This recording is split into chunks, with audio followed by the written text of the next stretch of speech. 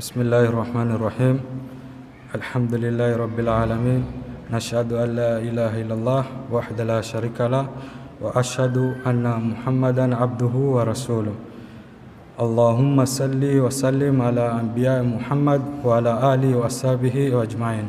أما بعد. السلام عليكم ورحمة الله تعالى وبركاته. وعليكم السلام. Nitaanza na kujitambulisha kwanza. Kwa majina kamili naitwa Tahir Abdurrahman Isa, nafanya na idara ya maji Lamu Water kama water engineer kwa masala ya technical. Na pia ningependa kutoa shukurani zangu kwa waandalizi wa maudhui kama haya, na pia kutambua umuhimu wa kunialika mimi ili tufahamishane umuhimu wa maji katika jamii yetu inshallah. Na kama vile tulivyoamrishwa katika Qur'an tukufu suratu Anbiya aya 30, Allah anasema waj'alna minal ma'i kulla shay'in hai. Hii aya kwa ufupi sitoweza kuichambua kwa kirefu, maana aya ina tafsiri nyingi, lakini mimi nitatoa tu kwa ufupi. Maana yake inasema na tumeumbwa kutokana na maji kila kilicho hai. Hii ina ushuhuda mkubwa katika maisha yetu ya kila siku. Katika maisha yetu ya kila siku, bila maji hakuna maisha. Mwanadamu akikosa maji kwa siku kadhaa atadhoofika, atakufa, na pia mimea hali kadhalika. Kisha kabla sijaendelea na maudhui kwa ndani, ningependa tufahamishane kwanza haya mai ambayo nitaka kuyaongelea mimi ni mai aina gani. Maana kwa mitazamo mai ni mingi sana katika hususan katika sisi watu wa Amu. Ukienda pwani mai ni mingi, lakini si makusudio kuelezea mai hayo. Mai yale nitakayokuelezea mimi, tukiangalia katika muundo wa dunia, asilimia kubwa ya dunia imetengezwa na maji, asilimia zaidi 70 imetengenezwa na maji. Lakini ukiangalia katika hiyo asilimia 70, asilimia 97 ndo maji hiyo ya bahari ambao nimetangulia kuongea. Na katika asilimia hiyo tatu yote sio maji yako tayari kuweza kutumika.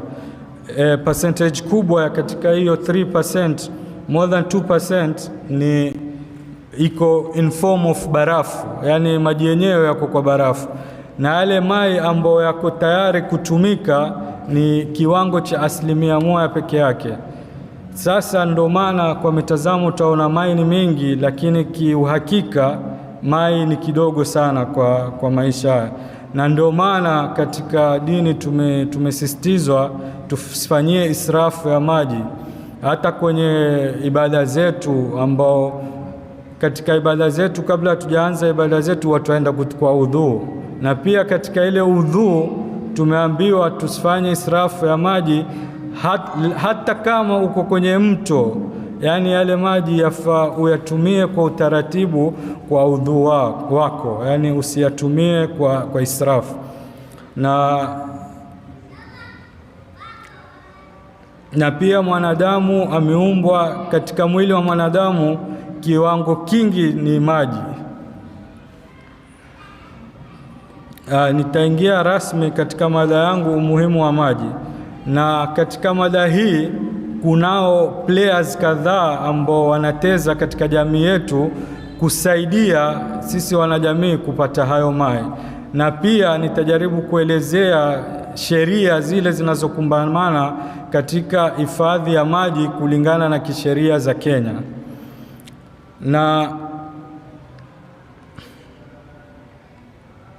Na ni mtu gani hapa Lamu, ama ni ofisi gani ina jukumu kubwa kutekeleza kwa masala ya mai hapa Amu. Na mimi ndo nimeingilia hapo. Kama sisi Lamu Water and Sewerage Company ndio ile kampuni ambayo inahusikana na masala ya kupeana maji, lakini kuna sheria zingine. Kama Lamu Water peke yake ni kupeana maji, lakini kwenye kulinda zile groundwater, maji yaliyoko chini ya ardhi, kunao vipelengele kutoka national government ambao wanajulikana kama Water Resource Authority. Au Water Resource Authority ndo wanashughulikia na masala ya kutoa leseni au kibali cha kufukua kisima. Sisi pia Lamu Water maji yetu tunatoa kwa visima, lakini kunao malipo fulani twalipa kwa au Water Resource Authority kwa maintenance na kulinda zile hifadhi zenye maji.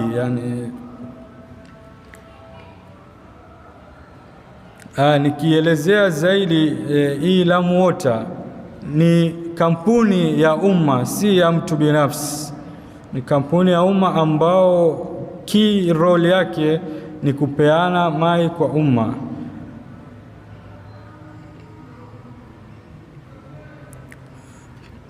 Na pia bado mbali hapo, hiyo Lamu Water si kwa sheria wanazitunga wenyewe, wanasaidiwa na board nyingine iko chini ya serikali kuu, inajulikana kama Water Service Regulatory Board. Hiyo sana sana inacheza upande mbili, hususan upande wao mmoja mkubwa zaidi ni kutetea jamii, yaani jamii kwenye kupata yale maji kwa urahisi mpaka majumbani kwao, na kuhakikisha yale maji wanayopata si maji tu, ni maji salama ya kunywa. Na hii kampuni yetu ina jukumu kubwa kutekeleza ile maji. Kabla hatujapeana kwa watu, tuhakikishe ni maji salama, na hapo ndo inatulazimu kwa kila mwezi kuna vipimo kadhaa tunafanya kuhakikisha maji iko sawa. Na vipimo zenyewe tunafanya ni kuangalia yale maji yana chumvi kiasi gani, yana uchafu kiasi gani, na pia tuangalia kama kuna bakteria. Hiyo nitachanganya lugha zingine, pengine kwa lugha ya kinyumbani itanichanganya. Inaitwa bacteriological analysis. Unaangalia wale bakteria ambao wako maji. Kabla sijaendelea zaidi, utapata huwa kunatokea malalamishi mawili matatu kwa maji si safi, na tukifanya uchunguzi kwa mtizamo utaona ile maji yalotoka kule visimani yako sawa, lakini akishafika majumbani kwetu huwa kunapatikana kuna hizo chembe za bakteria, na umoja wapo ni yale vyombo tunaotumia kutunza hayo maji kama matangi. Kwa hivyo kuna umuhimu mkubwa kila baada ya muda fulani iwe tutasafisha yale matangi yetu. Kisha umoja nikiendelea, kama jukumu lingine la ofisi ya maji hapa Lamu ni kuhakikisha maji yametoka kule. Nikielezea kwanza maji yenyewe hii ya Lamu Water, kuna watu wengi pengine hawafahamu, waona tu maji yamefika majumbani, lakini hawajui yatoka wapi na yamefika vipi. Hapa Lamu alhamdulillah ni neema kubwa tumepata, tunatumia visima, na alhamdulillah visima vyetu ni vizuri na pia waweza kunywa bila matibabu, lakini twafanya tu treatment kidogo kama kulinda hizo bakteria na harufu, lakini hatufanyi mambo mengi. Kunao wenzetu majirani kama hawa watu ni hapa Lamu, lakini ni ndugu zetu na ni majirani zetu Lamu visiwani. Wao wana taabu kubwa ya maji. Hapa maji yetu mazuri, lakini kule kila kisima kikifukuliwa maji huwa ni chumvi.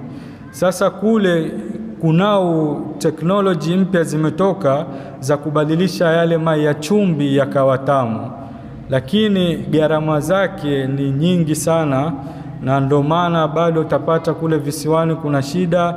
Lakini pia kutokana na ushirikiano wa serikali ya county kupitia Department of Water, wamejaribu kuweka mikakati kusaidia kule ili maji yapatikane, kama kuweka hizo mashini. Hiyo mashini inaitwa desalination plant. Unatumia hiyo mashini kuingiza yale maji ya chumvi, kisha yakitoka huwa ni utoka maji fresh ya kunywa.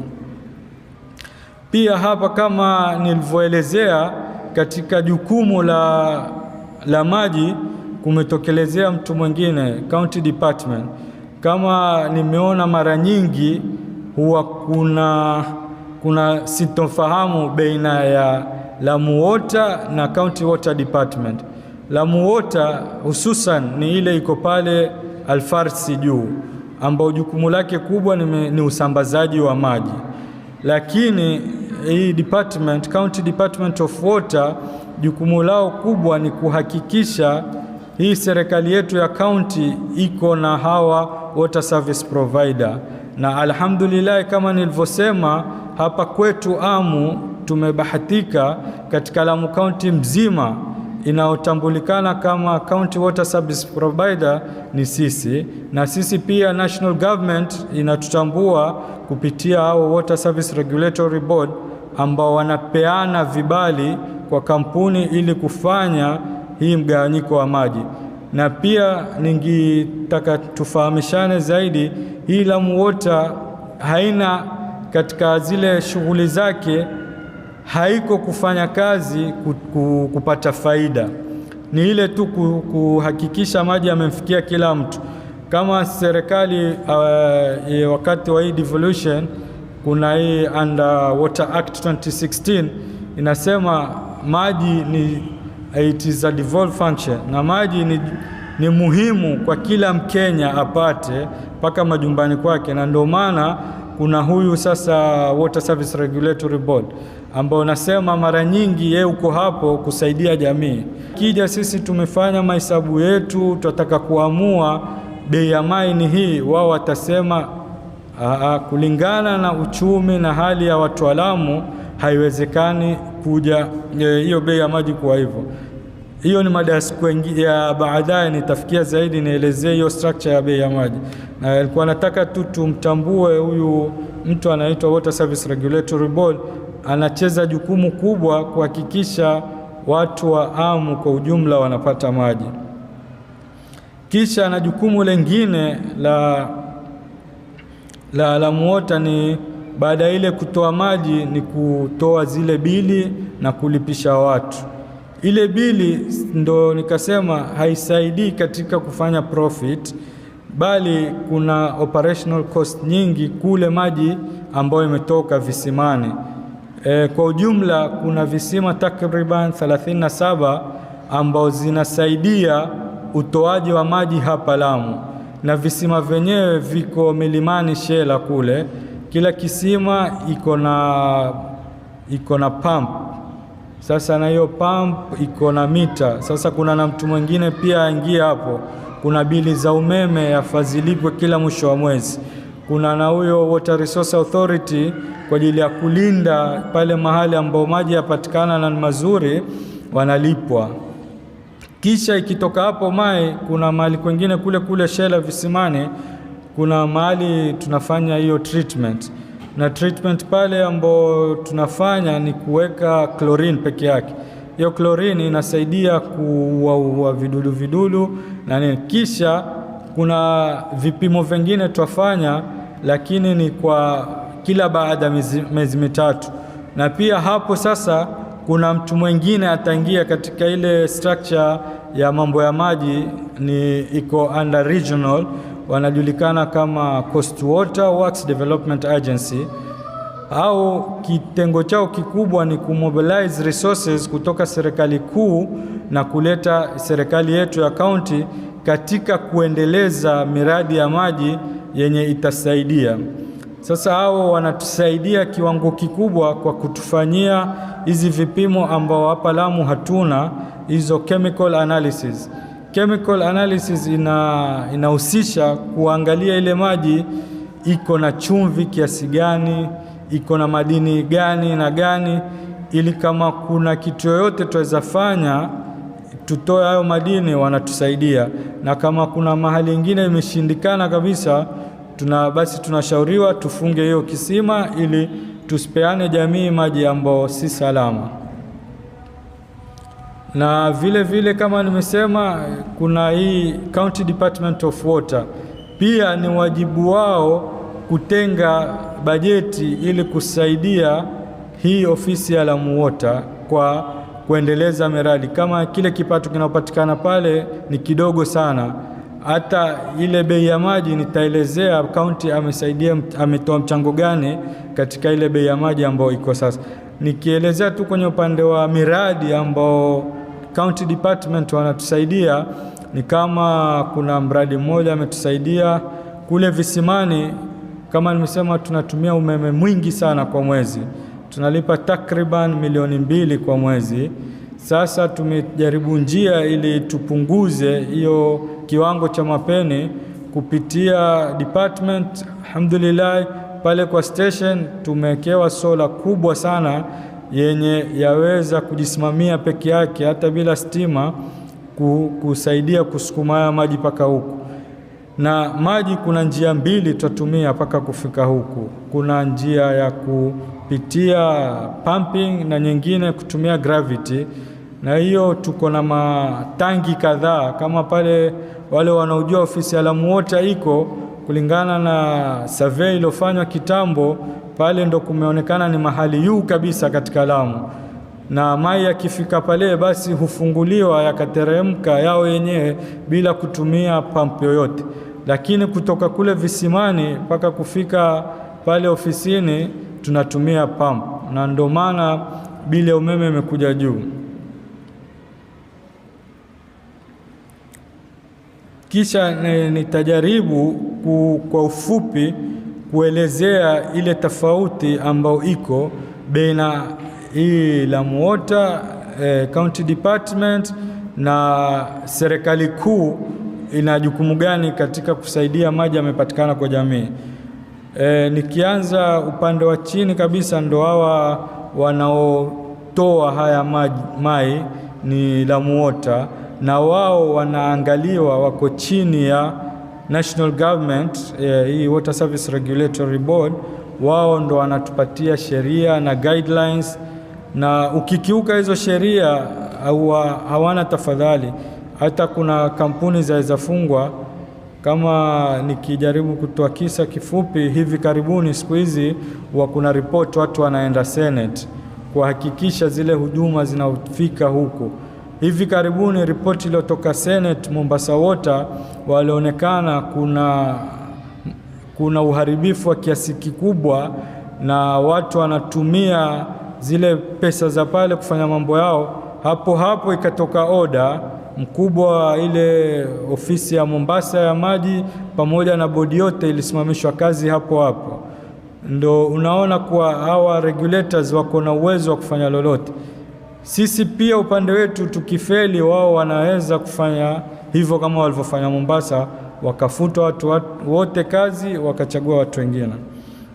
Na county ni kufanya development within the county, na hawa water resource ni kusaidia kulinda maji yaliyoko chini ya ardhi. Kwa lugha ile ninayofahamu zaidi tunaita kama aquifer. Hiyo aquifer ni kama fuko hivi, membrane, ile mvua ikinyesha ndo maji hustore hapo. Sasa wao wanakupatia regulation na wanakupatia ile kiwango ya maji ambao waweza kutoa ili kukimbia athari nyingi. Kama hapa Lamu tuko karibu na bahari, lakini alhamdulillah visima vyetu ni vitamu, lakini kuna athari fulani kwa kila kisima. Ukipump zaidi, yale maji huenda yakabadilika kutoka tamu mpaka yakaja chumvi. Kwa lugha nyingine kama salt intrusion, yale maji ya bahari yatakuja yatangamane na yale maji ya kisima, na ndio maana hawa WASREB wanalinda. Hata sisi kama shirika la maji, demand ya Lamu hapa ni kubwa sana kuliko ile supply tuloko nao. Si kuwa hatuwezi kufikisha ile supply, tunaweza, lakini kuna regulation zimetukataza kufikia ile demand ya hapa, na ndio maana utapata maji tumekuja tutoa maji kwa mgawanyiko. Hiyo nitaelezea zaidi kwa nini huo mgawanyiko unafanyika. Hiyo nimeelezea kwa sababu tumfahamu huyu Water Resource Authority ana jukumu gani kwa jamii. Na kama wakati wa nyuma kidogo alikuja hapa Lamu akajaribu kuelezea hizo sheria lakini watu wengi kwa zile sitofahamu kukaanza kuwa na mvutano, sababu ni sheria wanasema kisima hata kama ni chako mwenyewe lakini kiko motorized, yani unatumia pump, kuna malipo fulani yafaa ulipe, kwa sababu zamani tusema mbona visima havikubadilika chumvi, lakini ilikuwa tukivuta kwa madoo. Yani hapa wingi wetu twajua madoo ni mai, ilikuwa tukivuta kwa madoo, hata ukavuta kiasi gani huwezi kuyabadilisha ile mai. Lakini siku hizi zile mashini tangi la lita 10,000 waweza kuliaza kwa kiasi cha dakika 30 mpaka lisali moja, lakini kwa doo utayaza mpaka kesho, basi utomaliza kwa haraka.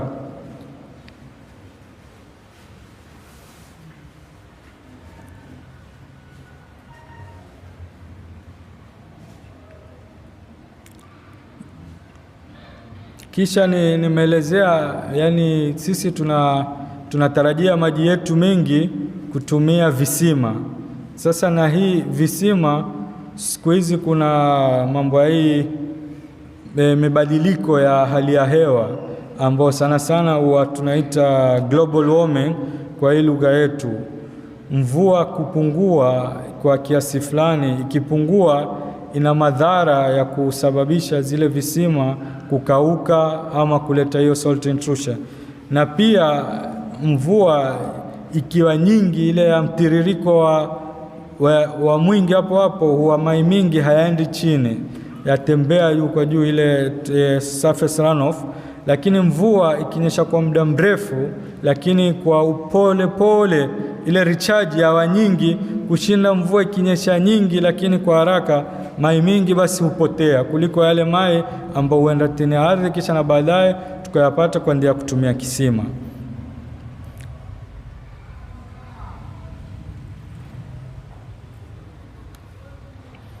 Kisha hii ofisi ya mai hapa Lamu si hapa tu, nimesema ni eneo makubwa, lakini jukumu lake ni hapa Amu kwetu na Shela, Manda, Mokoe. Lakini nimewahi kusikia mazungumzo watu huongea, unena mai Amu hayatoshi, kisha sisi utukua hayo mai tukayapekea Mokoe.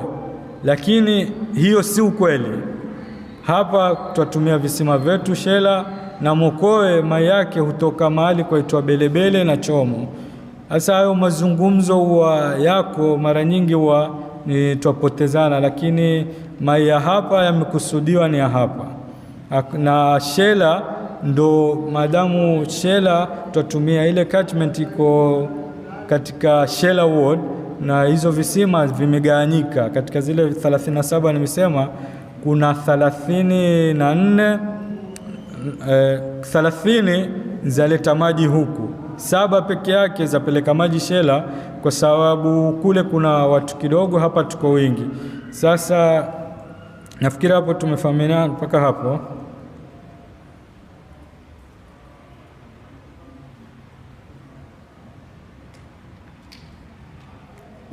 Kisha kama muda utaruhusu, nitaelezea zile huduma zenye shirika la maji zatoa na zapatikana kwa muda gani na uliweza kuzipata vipi. Huduma yenyewe ya kwanza ni kama mtu akitaka kuunganishiwa mai, mtu kwanza kufika pale ofisini akaelezewa zile vitu zinahitajika zote ni nini na nini. Kisha sisi kama ofisi tutatuma mtu wetu aye hapo mahali kwako aone, akupatie estimate, na process hii yote yachukua kati ya siku 1 mpaka siku 7 ili upate ile mai yameletewa mpaka kwako. Kisha pengine pia kuna mambo yanatokea, pengine tungetaka tuelezane wazi. Ile kazi ya wakati wa kufanyiwa ile unganisho lako la mai, pale mahali ambao tutavutia kwenye laini yetu mpaka kwenye ile mita yako, huwa ni jukumu la ofisi. Na sisi kama officers hatuna amri ya kumuitisha mtu kitu chochote, yani malipo ikiwa ni pale ambao mai yatavutwa mpaka pale kwenye mita, huwa hakuna malipo. Lao mutakaa na ule fundi aliyekuwa kufungia ukamwambia basi hapa kwenye mita mpaka ndani ya nyumba pia nifanyie, ana uwezo wa kukuitisha malipo. Lakini akikomea pale kwenye mita hana uwezo wa kukuitisha malipo yote. Kisha baada ya mwezi mmoja ndo utapata bili yako. Kisha huduma za kupokea malalamishi. Kila lalamishi lina muda wake ambao tunatekeleza. Kama lalamishi la mtu hapati mai, ili lalamishi la mtu hapati mai, mara nyingine pia wale watu wengi wanakuja pale ofisini huwa hatuelewani. Mtu atakwambia mimi sipati mai, yeye atakwambia twende sasa au kaniangalie, lakini wewe umwambia haiwezekani. Kwa nini? Kwa sababu lazima tuangalie ili siku yako ya kupata mai lini. Tukija kama hakuna mai, hatuwezi tatua shida ni wapi, hatutoiona shida hata tukafanya nini. Lakini tukia ile siku ni siku yako ya kupata mai, tutaona shida kwa uharaka ni nini na tutakusaidia. Na hiyo pia ni katika jukumu letu ofisi kutekeleza, huwa hakuna malipo, inafanywa free. Kisha na malalamishi ya hii maji kuwa hutoa harufu ama maji hayako sawa, pia tutakuja taangalia. Na kulingana na experience yangu, ili jambo mara nyingi ile kashfa yatupata sisi kama ofisi, lakini mara nyingi huwa sisi kuna makosa tuyafanya na italeta athari kubwa kwa baadaye tusiporekebishana ama tukarekebisha. Utapata ndani ya nyumba kuna kisima hapo kuna shimo la choo, na mashimo ya choo yetu si yale yamejengewa kile choo bakia, ni yale choo si choo pekee yake kina na mai. Sasa yale mai hushuka, kuna hofu ya ile intrusion katika yale mai ya kisima na mai ya choo, na huwa kuna sheria lakini haijaelezea umbali wa kiasi gani. Lakini kulingana na hali hapa Lamu, mchanga wetu ni ule soft, yani twaweza kufukua kisima kimoja kisha baada ya mita 60-70 tukafukua cha pili.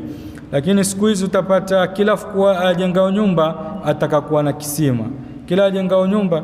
Basi tukiendelea hivyo, na sisi hatutokuwa tofauti na watu wa Mombasa Kibokoni. Mombasa Kibokoni pia mai yao yalikuwa mazuri sana, lakini kwa sababu hiyo visima yale mai yamebadilika. Wale wanaoishi Kibokoni wayua zaidi, kule mai hayanwiki, chumbi kabisa, na hapa tusipochunga yani kuna athari hiyo. Kisha na jambo lingine ambao nimeona mimi tulifanya ni makosa, wakati wa ile mtu kuwekewa mita yake tuweka mahali ambao sipo. Mara nyingi utaona imekuwa nyuma ya jikoni, ambao yale mai ya jikoni humweka hapo nini, kila uchafu wote wa ile nyumba humweka hapo na mita iko hapo. Yale mai hayana budi kuharibika. Maanake tumechukua vipimo, mai kwenye line yako sawa, na tukiangalia kwenye nyumba hayako sawa. Tukatafuta tukaona hizi vitu zinaochangia ni kama hiyo, kuweka ile mita, kutosafisha matangi yetu.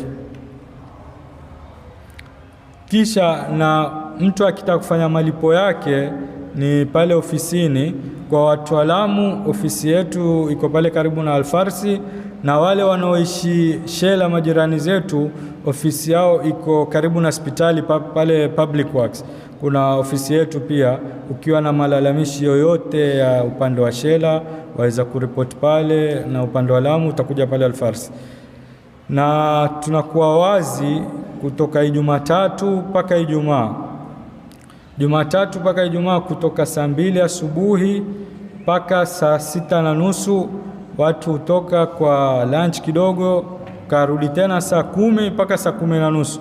Huduma ya bili, kuripoti complaint itapatikana muda huo.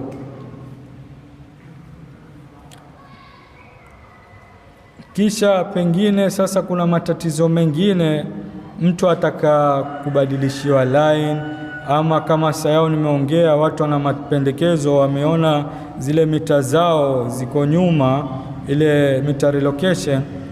Huwa mara nyingi wakati wa mita relocation fittings, utapata ofisi itakuitisha zile vitu zinazotakikana kufanya hiyo kazi, lakini leba iko upande wa ofisi.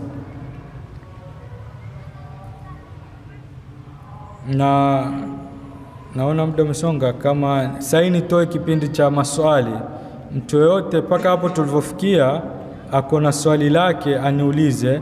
Hii mada ni ndefu sana, ndo nimeipeleka mpaka hapa. Nimeona kwa leo itatosha, kisha insha Allah taala Jumamosi kama ya leo wiki yao tutakuwa tena pamoja, nitamalizia pale nimewapangia.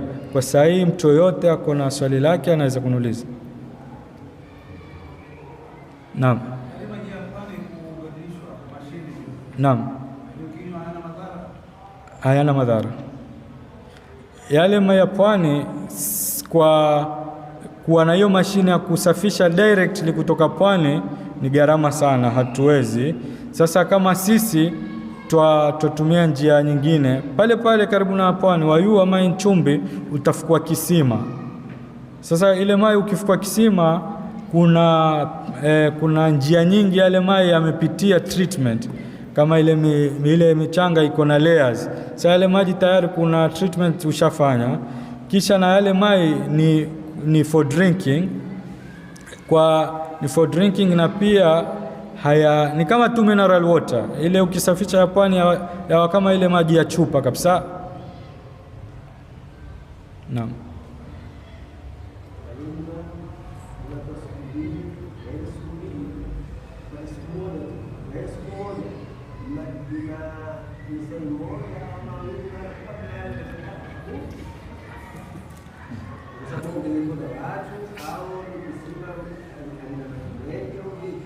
Nitajaribu kulijibu kwa ufupi, lakini hiyo ilikuwa mada ya Jumamosi. Madamu umeniuliza sasa yao, nitajaribu kukuambia kwa ufupi. Mara nyingi kitokea hivyo huwa kuna itilafu fulani imetokea upande wetu, either stima ama kuna bomba kubwa limepotea. Sasa huwa tuna ile ratiba yetu ya maji.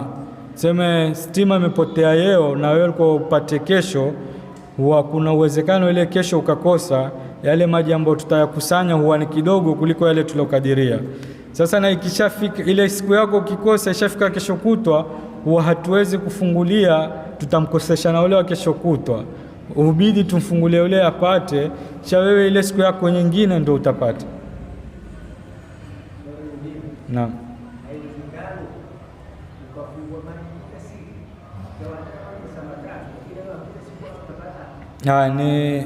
Pengine umechelewa kidogo, lakini nitajibu hilo swali. Nimeanza kusema kuna kwa Kiswahili kidogo itanichanganya, utanielewa. Kuna graph, ile demand over supply. Sasa demand ya hapa watu wa Lamu, hiyo demand inatolewa kulingana na watu wako ngapi, population ya hapa watu wa Lamu. Sasa tuseme hapa Lamu kwa zile hisabu tumefanya, yale mai ya kutosheleza hapa Amu mzima ni kiwango cha lita milioni 3 kwa siku. Lakini uwezo wa sisi kama ofisi hatuna uwezo wa kutoa hiyo milioni 3. Tutatoa milioni 1.5 lita kwa siku. Na hapo kwenye hiyo milioni 1.5 kuna mai hupotea kutokana na pipe zimepasuka, kutokana na ile mambo ya kujaza lile bomba lenyewe. Sasa haiwezi kutoka mai kwa kila siku, ndio maana kuna ile program tumepanga, na nitaielezea zaidi hiyo Jumamosi ijayo inshallah.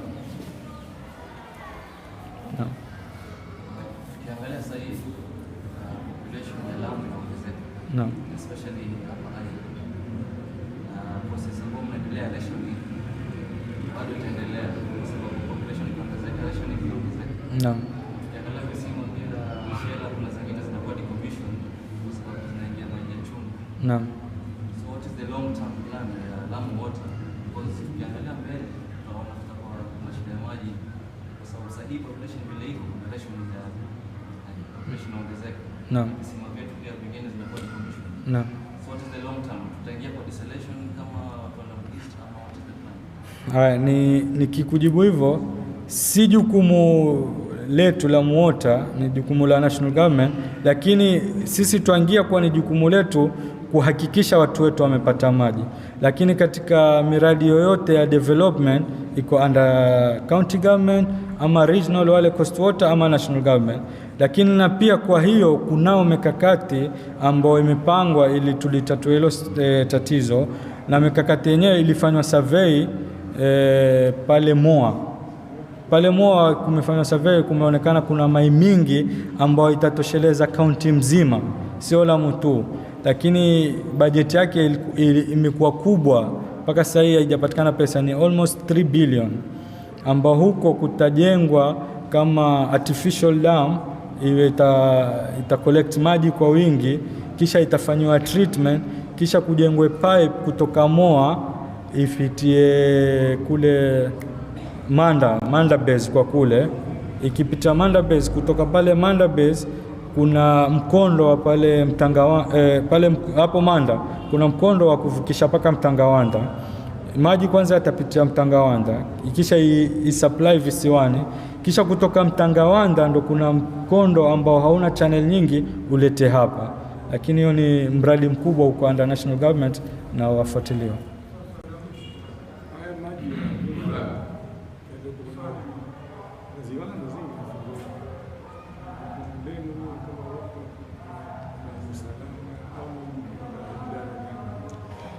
Wale wenye kuuza haya maji processed wanajulikana kama water vendors. Wale ni swali zito, nikiongea nitaonekana pengine napinga hiyo biashara ama nini. Kiukweli hakuna hata mmoja ambao amefuata, sababu kabla hujafungua ile biashara ya kuuza maji yafaa uwe kwa hii ofisi yetu utuambie wataka kuanzisha huo mradi, kisha sisi kama ofisi tutakuja, tutafanya inspection, kisha tutakupatia kama note inaitwa letter of no objection kwa waweza kuendelea, lakini wingi hawakufuata huo utaratibu.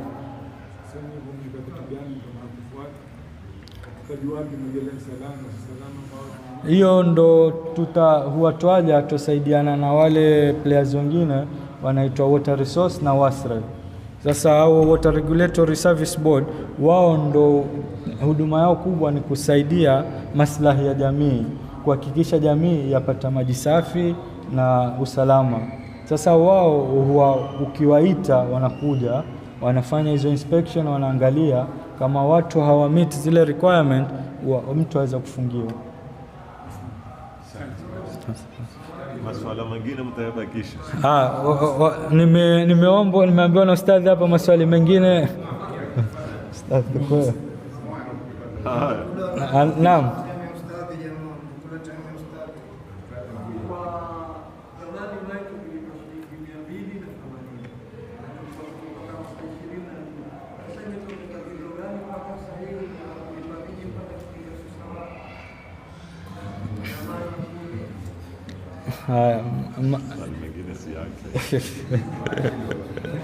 Hiyo naomba kujibu Jumamosi yao kwa sababu ni mada yangu ya Jumamosi yao. Shukrani.